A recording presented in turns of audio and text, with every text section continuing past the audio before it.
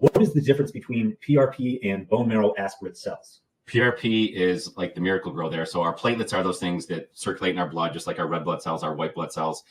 We have platelets, and the platelets are those things that when you cut yourself, you form a scab and they stop the bleeding. So you don't bleed to death, which is great. But they also have growth factors, and they release those growth factors, and those growth factors stimulate new blood vessels and cells to come in the area to help it heal. So it's kind of like Miracle Grow gets the healing process going. And if we can take your blood and we can spin it down, the red blood cells and the white blood cells and the platelets, they all have different weights. So as we spin it down, almost like a washing machine, the platelets will separate out with this little white layer, and we're able to see that, pull that out. It's like a supercharged Miracle Grow pellet, and we inject it into the area using the ultrasound into the exact right spot, and that helps with healing. Now, that doesn't have cells in it, and the cells do the work. So as you get older, your PRP is not quite as good, and you don't have as many cells.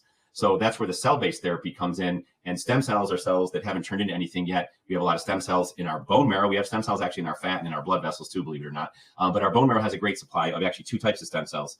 And so we can harvest the bone marrow, which, as you saw, Rick, he said it wasn't that big of a deal. I've had it done.